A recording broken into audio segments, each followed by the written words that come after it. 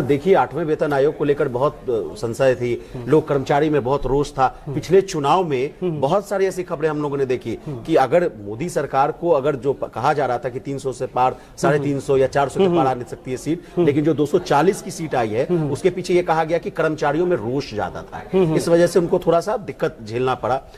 तो अचानक से ये करना कि कर्मचारियों के हित की बात करने के लिए, फिर अजय दुआ साहब कह रहे हैं कि नहीं, जो शिव गोपाल मिश्रा साहब हैं जो आपके कर्मचारी संगठन के सबसे बड़े अध्यक्ष हैं, उन्होंने कहा कि 2.86, अगर मैं गलत हूं तो आप मुझे बोलिएगा, आप सही कह रहे हैं, 2.86 का फिटमेंट फैक्टर दिया। अजय दुआ साहब से मेरी बात हो रही तो वो सहमत होते हुए दिखे कि नहीं ठीक है, वो तो मांग रहे हैं तो ठीक मांग रहे हैं, अगर उससे ऊपर भी जाता है तो कोई दिक्कत की बात नहीं है, क्योंकि बहुत महंगाई की मार पड़ चुकी है। लेकिन जब मैं इनसे बात किया, सुभाष चंद्र गर्ग साहब से बात किया जो पूर्व ब्यूरोक्रेट हैं, वो कह रहे हैं कि 1.92। अब ये पूरा जो गणित है फिटमेंट फैक्टर वाला जो मामला है कि 2.86 मिलेगा, 1.92 मिलेगा, 2 मिलेगा, 3 से ऊपर मिलेगा, ये मेरे समझ से बाहर है। इसी कैलकुलेशन को समझाने के लिए हमने आपको आज न्यूज रूम में बुलाया। 8वें वेतन आयोग आ जाएगा, पुरानी पेंशन स्कीम हम दे देंगे, तो उसकी जो संख्या जहां तक मैंने कैलकुलेट किया है 1,15,00,000 के आसपास है। स्टेट राज्य कर्मचारियों को जोड़ दीजिए और केंद्र सरकार के कर्मचारियों को जोड़ दीजिए, तो करीबन यह आंकड़ा जो बैठता है 1,15,00,000 के आसपास है। अब इकोनॉमिस्ट कहते हैं कि 1,15,00,000 लोगों के खाते में अगर हमने पैसा दे दिया, लाख रुपए, 1.25 लाख दे दिया, तो उससे क्या पूरे देश 140 करोड़ की जनता की आबादी का पैसा सर्कुलेशन, कंजम्पशन बढ़ जाएगा क्या? नहीं, आप 140 करोड़ लोगों की संख्या से उसको कंपेयर मत करिए। देखिए, इनडायरेक्ट टैक्सेस सभी दे रहे हैं, वो 139 करोड़ लोग भी दे रहे हैं और 1 करोड़ जो लोग सैलरीड हैं वो भी दे रहे हैं, तो वहां तो कोई डिफरेंस आना ही नहीं है। वो तो बनस्पत और ज्यादा दे रहे हैं क्योंकि इनका सैलरी से भी कट के आ रहा है, और भी दे रहे हैं ना, साबुन, सोडा, तेल, नमक जो भी खरीद रहे हैं, इनडायरेक्ट तो पहले से दे रहे हैं, डायरेक्ट टैक्सेस भी दे रहे हैं, सैलरीड का उनका तो ओपन है, सारा कुछ ऑनलाइन है, छुपा भी नहीं सकते, वो तो दे ही रहे हैं। मुद्दा ये है कि जो सैलरीड हैं, जो लोग, उनमें से इस वर्ग की संख्या कितनी है, क्योंकि वो वर्ग अगर सैलरी नौकरी कर रहा है, वेतन उठा रहा है, फिर भी उसकी जरूरत के मुताबिक वो सर्वाइवल नहीं हो रहा है, तो उसके लिए सरकार कुछ तो कदम उठाएगी, भले ही वो 1% है, 1% से भी कम है। तो आप इसको कंपैरेटिवली मत देखिए कि 139 करोड़ लोगों को क्या दिया है, आप ये बात करिए कि एग्रीकल्चर को क्या दिया है, फार्मा को क्या दिया है, दूसरी इंडस्ट्रीज को क्या दिया है ना, अभी जो गिग वर्कर्स हैं उनको क्या दिया है। अगर बात करनी तो गिग वर्कर्स को लेकर भी ऐलान किया गया है। बिल्कुल, उनको लेकर के ऐलान किया है। जो पेंशनर्स हैं उनको लेकर के भी ऐलान किया है, टीसीएस, टीडीएस को लेकर के भी ऐलान 50,000 से ना उनकी जो लिमिट है, बता दूं कि सीनियर सिटीजन को जो 50,000 वाला जो लिमिट है मंजीत जी, उसको 1 लाख रुपए कर दिया गया, उससे भी बेनिफिट, बिल्कुल बेनिफिट होगा ना। तो मैं ये कह रहा हूँ कि ये सेक्टर्स बटे हुए हैं, आप उनको सेक्टर्स की नजर से देखें, किसी एक, अब एग्रीकल्चर को फार्मा से कंपेयर करेंगे तो पॉसिबल नहीं है, नहीं पॉसिबल ही नहीं है। उनका रेवेन्यू, अमेरिका की एक कंपनी, किसी भी बड़ी कंपनी को, फार्मा कंपनी को उठा करके देख लीजिए, भारत की जीडीपी से ज्यादा उसकी सालाना की कमाई है। आप उस बात को कह रहे हैं कि एप्पल का कंपैरिजन जो है, एप्पल का कंपैरिजन एप्पल से करना चाहिए, ऑरेंज से नहीं करना चाहिए। बिल्कुल बिल्कुल बिल्कुल। लेकिन मंजीत बाबू, अब चलते हैं कहानी के पीछे। मेरे दिमाग में फिटमेंट फैक्टर 2.50 पे से ऊपर होना चाहिए, या 1.92 या 2.08 से कुछ नहीं होगा। 8 सीपीसी फेल है। इस पर कुछ अगर आप कहना चाहें तो। देखिए विशाल जी, इस पर हम लोगों ने पहले भी बात की है कि डिमांड तो 2.86 की भी थी, 3.15 की भी थी। अभी देखें आपने, नेशनल जेसीएम का एक आपके सामने भी केस आया कि 2.86 की जो डिमांड है वो मतलब जो है इनवैलिड हो गई एक तरीके से। तो अभी कल आप बात कर रहे थे, जो एक्स सेक्रेटरी साहब थे फाइनेंस के, उनके साथ भी आप बात कर रहे थे, जिसका अभी आपने हवाला दिया 1.92 का हवाला दिया। ये सुभाष चंद्र गर्ग साहब थे, ब्यूरोक्रेट थे, उन्होंने कहा था। तो उन्होंने विशाल 2.86 नहीं मिलने वाला है, 3 नहीं मिलने वाला है जी, 1.92 के आसपास का उन्होंने। तो विशाल जी, अब देखिए कि 1.92 भी ठीक नहीं है। मैं इस पर पहले भी कह चुका हूं कि हम एक तर्कसंगत डिमांड कर सकते हैं, जहां तक हमारी डिमांड पूरी हो जाए। नहीं तो मांगने के लिए, पब्लिक को दिखाने के लिए तो हम 3.86 मांगने के तैयार हैं, लेकिन मिलेगा तो नहीं। फिर सारे लोग कहेंगे कि देखो इस सरकार ने कुछ नहीं दिया। मांगेंगे तो तर्क संगत ही। फिर आप कहेंगे कि 1% लोगों के लिए इतनी डिमांड क्यों, सरकार ने इतनी फुलफिल कैसे कर दी। ये भी तो आएगा क्वेश्चन कि 1% लोगों के लिए आखिर रेवेन्यू का इतना एक्सपेंडिचर क्यों। तो जो हमारा जो तर्क है कि वो 1.92 भी ठीक नहीं है, और जो 3.15 या 2.86 जो कह रहे हैं, हमारी वो डिमांड है, लेकिन हमें उसको जस्टिफाई करना पड़ेगा कि क्यों आखिर 2.86 क्यों, और क्यों तो कैसे जस्टिफाई करेंगे सर। लेकिन तब तक थोड़ा लाइव में बने रहते हैं। एक सवाल ले लेते हैं राहुल शर्मा जी का, कह रहे हैं कि मिनिमम ग्रॉस सैलरी कितनी हो जाएगी सर विथ ऑल अलाउंसेस, ये भी बता दीजिए। विद ऑल अलाउंसेस, अलाउंस वाला भी मामला समझेंगे मंजीत जी, क्योंकि कहा जा रहा था कि डीए मर्ज हो जाएगा, जो अभी 53% के आसपास मिल रहा है वो मिल जाएगा, उसके बाद एचआरए जो मिलता है, उसके अलावा भी और भी जितने जो इनॉमिनेंट्स जो कहा जाता है कि बेनिफिट्स जो होता है वो सब इसमें मिलने लग जाएगा, क्या होगा ये भी बताइए। देखिए पहले इनका जवाब दे दीजिए राहुल शर्मा जी। हाँ विशाल जी, पहली बात तो है कि जो सैलरी को कंसीडर करते हैं वो बेसिक प्लस डियरनेस अलाउंस, इसके अलावा जितने अलाउंसेस हैं, चाहे वो ट्रांसपोर्ट अलाउंस हो, टीए हो, चाहे वो एचआरए हो, या फिर जहाँ मेडिकल प्रैक्टिशनर्स के केस में एनपीए हो गया। एनपीए को हालांकि बेसिक में जोड़ते हैं, सरकार ने भी कहा भी है। एनपीए नहीं, नॉन प्रैक्टिसिंग अलाउंस, डॉक्टर लोगों मेडिकल प्रैक्टिशनर्स के लिए है, उसको उन्होंने बेसिक में कंसीडर किया है। यूपीएस के केस में भी बेसिक में कंसीडर करके दिया है कि जब उनको यूनिफाइड पेंशन स्कीम के तहत अगर वो पेंशन लेंगे तो जो उनका नॉन प्रैक्टिस अलाउंस है उसको बेसिक में कंसीडर किया जाएगा एवरेज सैलरी बनाते समय। ठीक है। तो जो हम बात कर रहे थे कि मतलब जो है टीए को, एचआरए को, अलाउंसेस को उनको अलग करते हैं। अच्छा। उनसे उनको साइड में रखते हैं। बेसिक प्लस डियरनेस अलाउंस के आधार पर हम फिटमेंट फैक्टर को बनाते हैं। ठीक है, क्या जरूरतें हैं आज के टाइम पर, एचडीआई को कंसीडर करते हैं, ह्यूमन डेवलपमेंट इंडेक्स को कंसीडर करते हैं, फैमिलीज में कितने मेंबर हैं, जैसे अभी तक चल रहा था कि 4 मेंबर को एक फैमिली माना गया था। हाँ। तो सैलरी का जो स्ट्रक्चर था वो 4 लोगों के परिवार के ऊपर था, मतलब हस्बैंड, वाइफ और 2 बच्चे जी। अभी क्या था, जो आप बात कह रहे हो कि पुराने परिवार होते थे वो संयुक्त परिवार थे, फिर संयुक्त परिवार के बाद फिर वो न्यूक्लियर फैमिली की तरफ हम लोग शिफ्ट हुए, छोटे छोटे परिवार रह गए, मतलब जहाँ पर केवल न्यूट्रॉन और प्रोटॉन है। हाँ, इलेक्ट्रॉन बाहर हो गया था, बीबी जी बच्चा जी वो इलेक्ट्रॉन बाहर था उसमें तो न्यूट्रॉन और प्रोटॉन थे। तो अभी क्या है ना, अभी जो सिनेरियो है, अभी भारत के अंदर उन लोगों की संख्या बढ़ रही है जो 35 से 50 साल के बीच के हैं, और हर परिवार के 7 रिटायरीज हैं, उनके ग्रैंड पेरेंट्स हैं, जिनके बच्चों के ग्रैंड पेरेंट्स। मतलब अभी जो जरूरत है, क्योंकि भारत में युवाओं की संख्या घट रही है और जिनको प्रौढ़ लोग कहेंगे आप, 35 साल से ऊपर वाले, उनकी संख्या बढ़ रही है, और उसके बराबर ही ऑलमोस्ट वो लोग हैं जो 60 साल के ऊपर के लोग हैं। तो अभी जो जरूरत है वो 6 लोगों के एक परिवार को कंसीडर करने की है। तो हम उस बिहाफ पे अब इसको देखेंगे कि हमारा मल्टीप्लिकेशन फैक्टर क्या बनेगा। 8वें वेतन आयोग पर अब आते हैं मंजीत बाबू की, उसके अब जो कैलकुलेशन पर आइए, अब मैंने स्क्रीन खोल दिया है, जो आपने डेटा निकाला था, बताइए ये डेटा चलाना है कि दूसरा डेटा चलाना है? एक बार आप जरा उसको इसको चलाना है। बिल्कुल ये हमारे, और मैं थोड़ा सा ना जूम कर देता हूँ आपकी बेहतरी के लिए, और मैं बेहतर आपको अब इसमें बताइए कि क्या है और नहीं है। ये मैट्रिक्स है। मैं अपने व्यूअर्स को बता दूं कि ये जो मैट्रिक्स है 7th पे कमीशन का, ये मंजीत बाबू के द्वारा बनाया गया है। ये पहले से सरकार ने बनाई है। ये पहले से, माफ कीजिएगा, ये पहले से सरकार ने बना रखा है। इसके बाद जो 8वें वेतन आयोग में क्या चेंजेस आएंगे वो भी मंजीत जी बताएंगे। पहले इसको आसान से समझाइए। ये बड़ा ये वाला टेबल ले आए आप मंजीत जी, ये अब समझाइए। ये देखिए, ये 7th पे कमीशन का है, उन्होंने जो रिकमेंड किया था। आप उसमें देखेंगे ये ऊपर पे बैंड है 5200 से 20,200। ये पे बैंड है, ये 5200 से लेके 20,200 का 1 है। ठीक है। और इसमें 5 कैटेगरीज है, मतलब ठीक है, यानी कि 1800 रुपए डीए मिलेगा। नहीं, ये ग्रेड पे है। अच्छा ठीक है, सॉरी, ग्रेड पे 1800 का ग्रेड पे इसमें जुड़ जाएगा, 5200 प्लस 1800 हो जाता है। ऐसे मत इसको समझिए। ठीक है, ये 1800 ग्रेड पे निर्धारित किया गया है, लेवल 1 है। अच्छा ठीक है। इसका बेसिक पे था पहले 7000। ठीक है, ठीक है ना। 7000 को मल्टीप्लाई किया गया, इसमें देखिए मल्टीप्लीकेशन एक फैक्टर लगा है 2.57 का, इस यहाँ पे बिल्कुल ठीक है ना। तो 7000 को जब आप मल्टीप्लाई करेंगे 2.57 से, तो बेसिक एंट्री पे जो आएगा वो 18,000 रुपए आएगा। Very good, very good. ठीक है ना। ठीक है। इसी तरीके से जितने भी पे लेवल थे उनका बेसिक था पहले, यानी 6ठे पे कमीशन का बेसिक ये ऊपर लिखा हुआ है। ठीक है। 7,000, 7,730 और ये लास्ट वाला 90,000 रुपए का। ठीक है। इनका जो मल्टीप्लिकेशन फैक्टर 7वें पे कमीशन ने बनाया, उसको मल्टीप्लाई कर दिया और बेसिक एंट्री पे लेवल आपका तैयार हो गया। अच्छा ठीक है ना।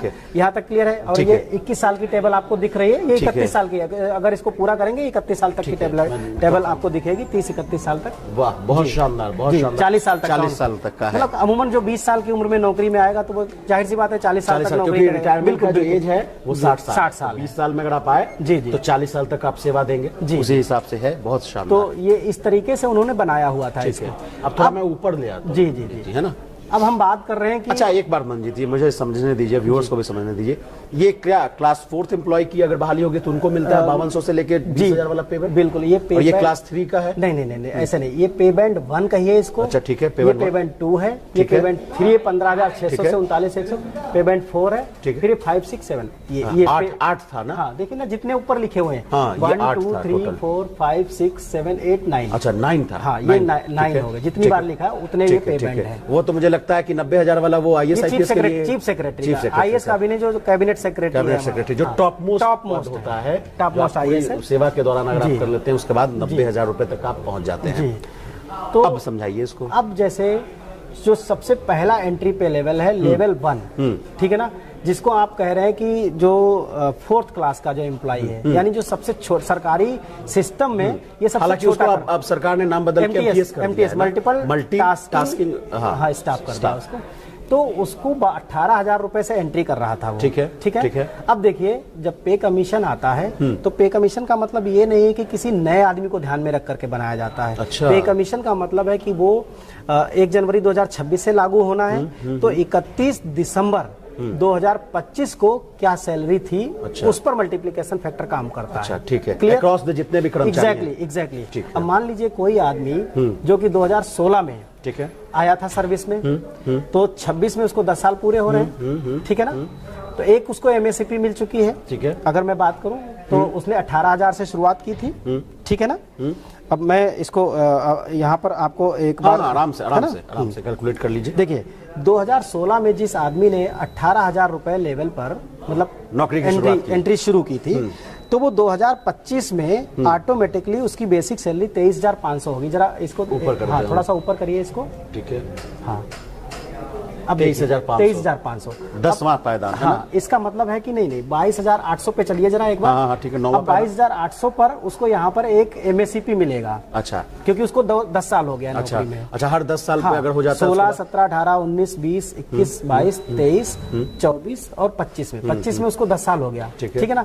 तो 10 साल में वो अगले लेवल में चला जाएगा, यानी कि लेवल 2 में आएगा। अब देखिए वहां से 23,500 से 23,500 के बाद वाली सैलरी क्या है? 26,000। नहीं उसके ऊपर चलिए 24,500। अच्छा 24,500। ये सेकंड लाइन में देखिए आप जरा, मैं आपको बताता हूँ। 24,500 ये 23,500 से उठ करके वो यहाँ जाएगा। ठीक है ठीक है ना। अब वो उस पर पहुंच जाएगा ऑटोमेटिकली, मतलब वो पहुंच ही जाएगा वहां पर, क्योंकि उसे एमएससीपी का बेनिफिट मिलेगा। और ये बेनिफिट कब मिलता है? हर 10 साल पे मिलता है। 10 साल पे मिलता है। 10 साल अगर मैंने सर्विस कर लिया, अगर प्रमोशन नहीं है तो 10 साल पर आपको एक प्रमोशन के बराबर आपको इंक्रीमेंट और लेवल का बेनिफिट दिया जाएगा। अच्छा, ये तरीका है। ठीक है। तो 2025 में वो 23,500 पहुंचेगा। ठीक है। अब देखिए 2026 से पे कमीशन ड्यू है। ठीक है, क्लियर। 25 में उसकी सैलरी है 23,500 और 56% डीए, जो कि आज है डीए। ठीक है। अभी राइटिंग में तो 53% आपको दिख रहा है, 3% के आसपास हम एज्यूम कर रहे हैं, वो हिडन है क्योंकि जनवरी से ड्यू है। ठीक है, ठीक है। और ये फरवरी 1 तारीख चल रहा है। हाँ ये फरवरी, मतलब फरवरी में होली के आसपास अब देगी सरकार, अनाउंस हो जाएगा और मार्च में वो विद एरियर एम्प्लॉइज को 1 जनवरी 2025 से एरियर का आ जाएगा। तो इसका मतलब है अगर हम 26 में जाएंगे तो 26 के जनवरी में जब ड्यू है पे कमीशन, उस समय तक 62% डीए हो जाएगा। ओके, एक बार दूसरी टेबल, हाँ दूसरी जरा टेबल निकाल दीजिए, मैं आपको ये वाला सर। हाँ इसके अगली वाला निकाल दीजिए, इसके अगली वाला निकाल देते हैं। ये वाला सर, ये निकालिए, ये ठीक है। देखिए इसको देखिए जरा। 2016 में उसने नौकरी की थी, यहाँ पर 18,000 उसका बेसिक है। 2025 में वो ऑटोमेटिकली 23,500 प्लस 56% डीए पे वर्क कर रहा है। इसका भी कैलकुलेशन बता दीजिए, मान लीजिए लोग को नहीं समझ में आएगा। ये वो पे मैट्रिक्स जो आपने देखी थी उसी से आया। इसमें कितना गुना करेंगे? ये 3% इंक्रीमेंट लगभग हर साल मिलता जाता है, हर साल, और डीए बढ़ता रहता है हर साल, यानी 16 से 25 में 9 साल हुए ना। जैसे अभी हमने पे मतलब जो एमएससीपी लगा करके आपको दिखा था ना, अगले लेवल में चला गया। लेवल 1 से अब ये लेवल 2 में आ चुका है। ठीक है। तो वहां पर उसकी 23,500 बेसिक सैलरी है 2025 जनवरी को, और 56% डीए है। ठीक है। अब देखिए 26 से ड्यू है उस आदमी की, 26 में वो automatically 25,200 basic plus 62% dearness allowance पे होगा। अच्छा। क्लियर है ये चीज। अब देखिए पे कमीशन हमें मिलना है, इस आदमी को मिलना है जो 2026 में 25,200 प्लस 62% डीए ले रहा है, इसको पे कमीशन का लाभ मिलना है। अब अगर मान लीजिए एज्यूम कीजिए उसको पे कमीशन मिला ही नहीं। अच्छा, 26 में मिला ही नहीं, मान लीजिए जैसे सरकार कह रही थी अभी 15 दिन पहले कह रही थी कि हम पे कमीशन नहीं लाएंगे, लाने वाले नहीं। फाइनेंशियल एक्सप्रेस की खबर पे हम लोगों ने लाइव भी किया, उस पर हमने किया, नहीं लाएंगे पे फैक्टर? हमने 15 तारीख को उस पर हम लोगों ने डिबेट किया और 16 तारीख को उन्होंने ऐलान कर दिया पे कमीशन का। तो अब मान लीजिए नहीं आया पे कमीशन, तो 2027 में वो इस सिनेरियो में होता, 26,000 बेसिक होती उसकी, ठीक है, और 68% उसका डीए हो जाता। मैं अपने व्यूअर्स को बता दूं, मंजीत जी आप थोड़ा आराम भी कीजिए। 56% डीए, ये 62% इसलिए हो गया कि एक साल में 2 बार डीए बढ़ता है, ठीक है। 56 में अगर आप 3 दिन जोड़ दीजिएगा तो कितना हुआ? 56 और 3 कितना हो गया? फिर 57, 58, 59 और 3 जोड़िए फिर 59, 60, 61, 62, ये आंकड़ा 62 का आया है, समझ रहे हैं। अगर फिर इसी में आप डीए जोड़ दीजिएगा, एक साल हो गया, बदला एक साल हो गया ना, 26 से 27 हो गया, एक साल हो गया। 62 में अगर आप मान लीजिए कि फिर 3, 3, 6 जोड़ दीजिए तो कितना हो गया? 6 जोड़िएगा 62 में 6 तो कितना आएगा? 68% हो गया। इसी हिसाब से कैलकुलेशन किया हुआ। Over to you Manjeet. देखिए अब विशाल जी, ऐसा कभी नहीं होता कि पे कमीशन आए और आपको केवल 1 साल का इंक्रीमेंट मिले, ऐसा पॉसिबल नहीं है, क्योंकि पे कमीशन इंक्रीमेंट नहीं है। पे कमीशन क्या है? एडजस्टमेंट है, डियरनेस अलाउंस और इन्फ्लेशन का एडजस्टमेंट है, एचडीआई के अकॉर्डिंग सैलरीज का एडजस्टमेंट है, आज की जरूरतों के हिसाब से सैलरीज का एडजस्टमेंट है। अब देखिए, अगर वही आदमी बिना पे कमीशन के 2028 में होता, मतलब 1 साल और केवल 2 साल हम लेकर के चल रहे हैं, तो 74% वो डीए पर होता और बेसिक सैलरी उसका 26,800 होता। तो यहाँ पर तक अगर आप देखोगे 2 साल के अंदर 2 बार उसको इंक्रीमेंट मिला है और 4 बार उसका डीए बढ़ा है। तो इस लिहाज से 4 बार अगर डीए को कैलकुलेट करते हैं तो 6% के आसपास आता है, सॉरी 4 के 12% के आसपास आता है, ठीक है। और 2 बार उसको इंक्रीमेंट मिला 3% का, तो 12 और मतलब 6 18% के आसपास वो ऑटोमेटिकली पहुंच जाएगा। अच्छा, 2 साल में, मतलब 18 से 19% बिना पे कमीशन के ही उसको बेनिफिट मिलेगा, केवल इंतजार ही तो करना है। ठीक है सर। अब हम 29 में चलते हैं, ठीक है। तो इस जो 28 वाले को आप डीए को मर्ज करके, अच्छा मंजीत बाबू, यहाँ पे एक और लूप, मैं लूप होल नहीं करना चाहिए, लेकिन ये सब कैलकुलेशन आपने 3-3% के हिसाब से डीए एवरेज वही है 4-3 लेकिन इसमें एक रोष है। मैं जितने भी लाइव करता हूँ उसमें लोग कहते हैं कि महंगाई इतना बढ़ रहा है, 3% सरकार देती है। अब सरकार कहती है कि all India consumer price index के हिसाब से AICPI के आधार पर ही हम देते हैं। महंगाई, आप प्याज खरीदने जाइए 100 रुपए है, लहसुन खरीदने जाइए 200 रुपए है, डीए मिलता है 3%, उसमें भी बहुत लोगों का रोष है। देखिए विशाल जी, ये तो सच बात है, लेकिन हमने मिनिमम लिया है ना, प्लीज ठीक है ना। तो हम 2029 में चलते हैं। यहाँ पर आप देखेंगे, अगर इस डीए को 28 वाले को 2028 वाले को डीए को अगर इसमें मर्ज कर देते हैं बेसिक में 26,800 में, तो ये 46,632 बैठता है। इसका मतलब ये 1.98 का मल्टीप्लिकेशन फैक्टर केवल और केवल 1 साल के बाद है। 26 में ड्यू है, 27 के बाद ये मल्टीप्लिकेशन फैक्टर ऑलरेडी, मतलब इससे कम का तो पॉसिबल ही नहीं है। अरे आप समझ रहे हैं मेरी बात को? जैसे अभी नहीं, आप सेक्रेटरी साहब ने भी कहा। हाँ, मैं आपको व्यूअर्स को समझा दूं।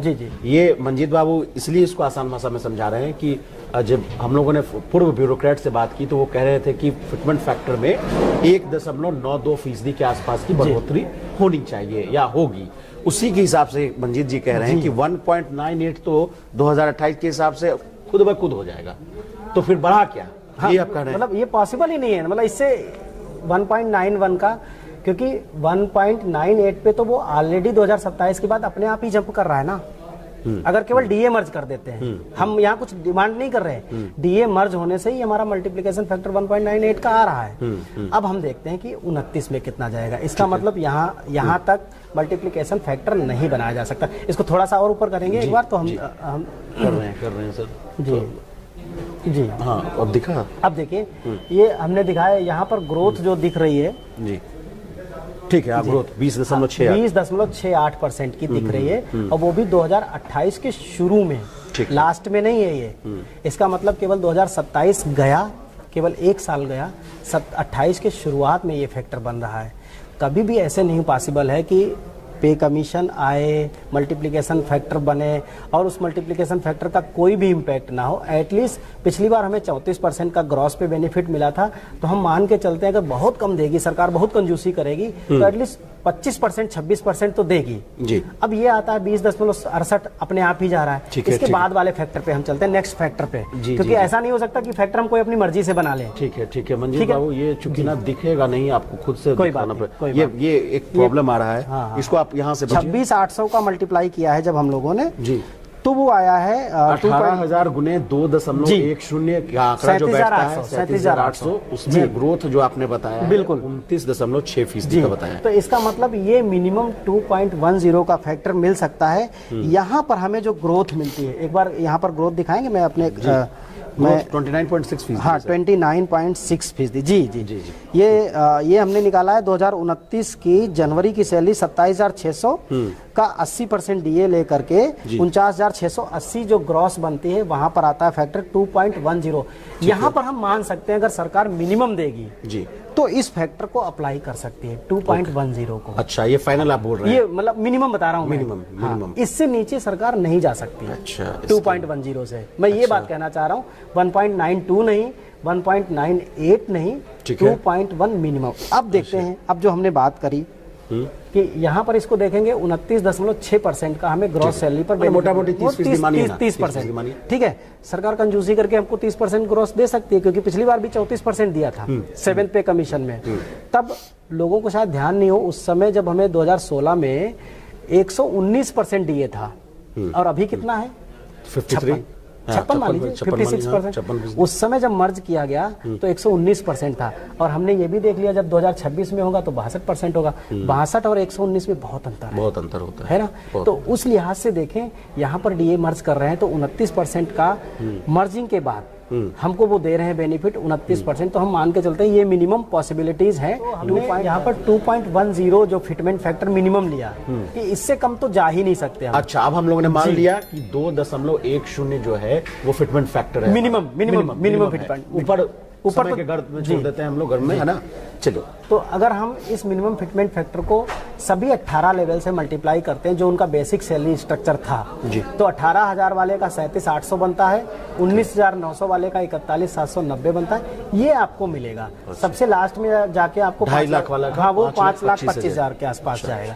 तो ये हमारा मतलब जो है इस तरीके से, एक बार आंकड़ों को पूरा पढ़ देते तो लोग समझ जाते सर। तो ये पूरा कि 18,000 को 37,800 मिलेगा, 19,900 को 41,790 मिलेगा, 21,700 का है जो उनको 45,570 मिलेगा, अब 25,500 के आसपास है तो 53,550 मिलेगा।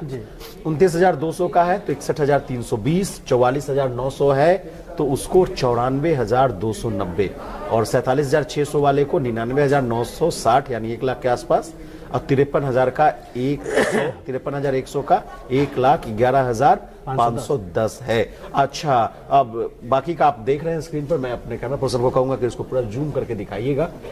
अब बात पेंशनर्स की कर लेते हैं मनजीत बाबू। ये तो बात हो गया कि इसको फैक्टर तो सेम ही लगेगा। हाँ, नहीं, आओ अब आप बताइएगा क्या लगेगा, क्योंकि अब पेंशनर्स की बात करते हैं। पेंशनर्स भी हमारे देश में जो संख्या है उनकी बहुत अच्छी खासी है। एजिंग पॉपुलेशन जो है वो भी लगातार बढ़ रही है। लोग अब हालांकि रिटायर भी हो रहे हैं अधिक मात्रा में।